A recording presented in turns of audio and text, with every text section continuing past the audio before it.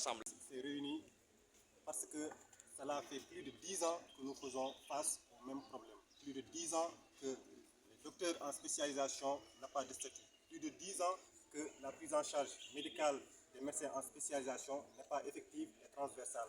Plus de 10 ans que les rémunérations des gardes ne sont pas appropriées pour les médecins en spécialisation. Plus de 10 ans que les femmes enceintes, docteurs en spécialisation, ne bénéficient pas de congés de maternité comme le droit leur permet. Donc, durant ces années-là, nous avons eu à faire des démarches. Nous avons parlé notamment au ministère de la Santé, nous avons parlé au décanat, toutes les autorités ont été averties. À chaque fois que nous allons vers eux, ils nous donnent raison. Ils nous disent, vous avez raison, cette situation doit changer. Cependant, nous devons nous rendre à l'évidence qu'ils ne font absolument rien. Et après ceci, après quelques mois, nous nous rendons compte que rien n'a été fait. Et donc aujourd'hui encore, nous sommes là pour dire que ça suffit. Nous n'allons pas accepter que cette situation persiste. Nous n'allons pas accepter encore une année de plus qu'ils nous fassent des promesses et qu'à la fin, que ça ne reste que des promesses. Maintenant, qu'est-ce que vous avez... Déjà, nous avions eu à entamer un mot d'ordre de grève à partir de ce lundi 26, un mot d'ordre de 72 heures de grève avec le respect des urgences. Cependant, nous devons reconnaître aussi qu'ils n'ont pas réagi comme ils se devraient, comme ils devaient réagir. Donc nous avons décidé de corser encore les choses, cette fois avec toujours 72 heures, mais sans respect des gardes. Nous n'allons pas assurer les urgences, nous n'allons pas assurer les gardes jusqu'à ce que les autorités nous écoutent et qu'ils prennent notamment les décisions qu'ils doivent prendre pour faire changer les choses. Dès le début de notre mandat, nous avons eu à les contacter. Presque chaque semaine, nous nous rendons au ministère de la Santé. Chaque semaine, ils nous disent des choses, que les choses vont changer, qu'ils vont régler les problèmes. Maintenant, cela fait plus de 3-4 mois, mais rien n'a changé. Nous avons toujours beaucoup de promesses, mais à vrai dire, nous n'avons aucun écrit, nous n'avons aucun texte qui régit notamment le statut que nous réclamons. Nous n'avons rien qui prouve que les choses qu'ils nous promettent, notamment, seront appliquées.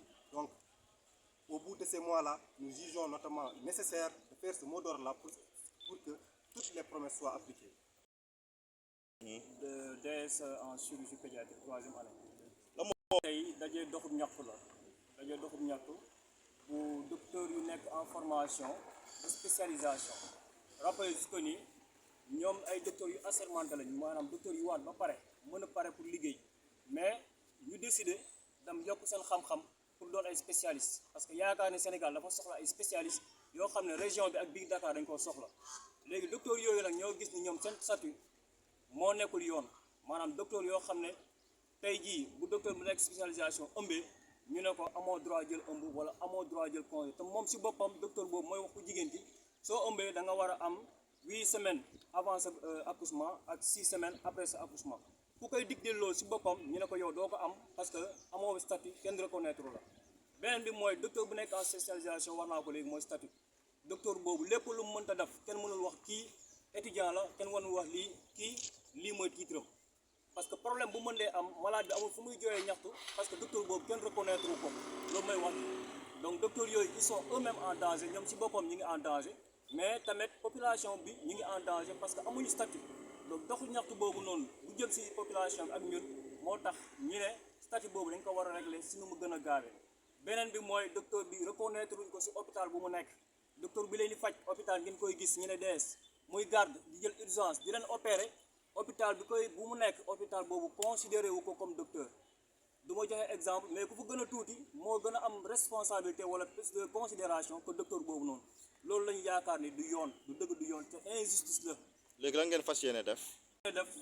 tàmbalee nañ ko depuis ay 10 ans depuis presque 10 ans docteur en spécialisation ñu ngi dox ñaxtu si ay négociations si ay waxtaan ñu toll tey foo xam ne yaakaar nañ ni waxtaan mënatul régler benn problème.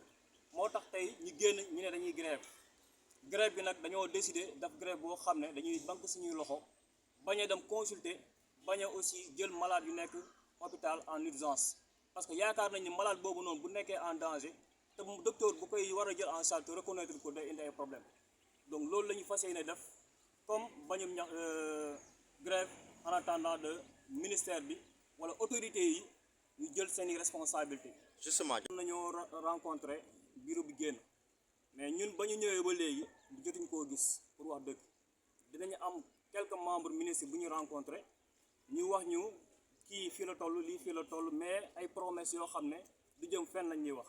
jot nañu rencontré tamit bépp autorité bi ngeen xalaat ci Sénégal jot nañoo bind tamit document bi ngeen mënta xalaat ci Sénégal pétition référendum lépp loolu leen xalaat ci bind def nañ ko te loolu yëpp wax tax ñu ne tey war nañoo génn doxub ñaxtu gënaluñu mais yaakaar nañ ni bu ñu ko defee docteurs yi nañ ci gis seen bopp ñu mën a am statut malade itam gën a mën a nekk en sécurité ñu mën a am docteurs yu leen mën a faj seen xel gën a mën a daal.